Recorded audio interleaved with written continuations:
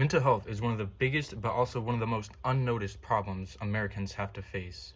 According to the editorial board in 2022, about 14 million people experience debilitating mental health conditions, and only 1/3 of them receive treatment.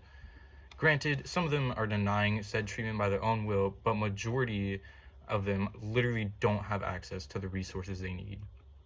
The best way to help these suffering Americans is to stop wasting money on silly subscriptions like Netflix and Hulu, but to instead help redistribute the funds that you earn to help those Americans who fight a battle every day just to keep living.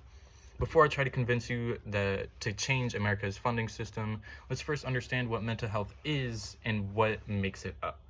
The Center for Disease Control and Prevention, or CDC, says that our mental health includes our emotional, psychological, and social well-being. They also say it helps determine how we handle stress, relate to others, and make healthy choices. Right during the peak of America's mental health crisis, which also happened to be in the middle of the worst epidemic in U.S. history, the CDC reported 36% of Texans were reporting symptoms of anxiety or depression between June 18th and June 23rd of 2020. Of the 36%, over 11,000 of them were homeless or living in some kind of shelter. This cost Texas a little over $1 billion in funding for those suffering with mental health. Another huge problem is the stigma that wraps around mental health. According to the Mayo Clinic in 2017, stigma is when someone views you in a negative way because you have a distinguishing characteristic or personal trait that's thought to be, or actually is, a disadvantage. There's a huge number of people who don't seek medical attention or any kind of help because they're scared of what people think of them. We should be treating those with mental disease like those with actual diseases or physical diseases with care and patience, not with insults and discrimination. Some people with mental health issues are scared of what people think if they told them they were seeking help. Some are rather scared. The stigma here is that if you are wanting help with your mental health, that you are weak or dangerous, incompetent, and unpredictable.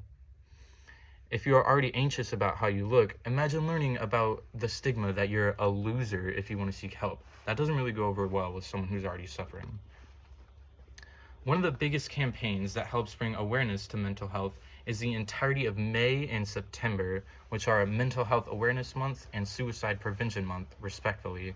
The National Alliance on Mental Health, or NAMI for short, in 2024 says since its inception in 1949, Mental Health Awareness Month has been a cornerstone of addressing the challenges faced by millions of Americans living with mental health conditions.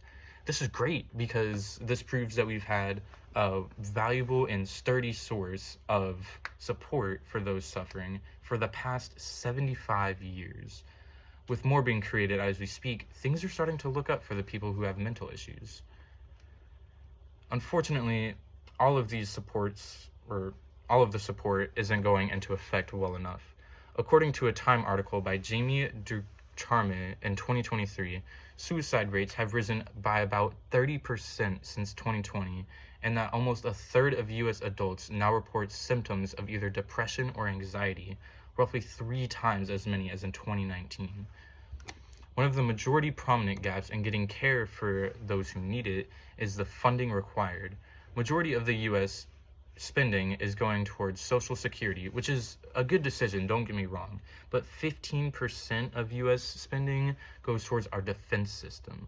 I love the troops. I love that they are defending us from everything else that's going on outside in the world, but as far as I know, there aren't any major conflicts that the U.S. needs to get involved in. Of course, there's conflicts going on outside of the world with Palestine and Israel. I know that's a big one, but in my opinion, I don't think the U.S. needs to get involved in that because we haven't been since they started a while ago. One large strategy the U.S. should implement is a shift of funding. Instead of spending our federal money on defense, like I just talked about, we should slide some of it into helping those who we're trying to defend. As for our personal money, I think we can cut a subscription or two and stop spending money on the lottery. That's a huge one Americans waste money on. We can instead use that money to donate to homeless shelters and mental health institutions, so those who are suffering on the inside can get better treatment so that can feel better and enjoy what's going on the outside. To recap this issue and how to solve it, we can first start with what's happening right now.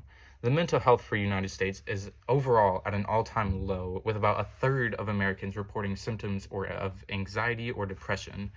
We have some resources that are available, but most people can't afford the medication or even the service they need. Instead of spending our money on mostly meaningless things like shoes and wasting food, we should instead focus on money towards helping those in need. As a final statement, I ask you to reach out to those in need, and if you can't reach out to someone who can. If you know someone who's going through a hard time, send them a text or call them and just ask how they're doing. If you don't know anyone, call your local representative and ask how you can make an impact on helping those with mental diseases. Every voice matters, and everyone has one.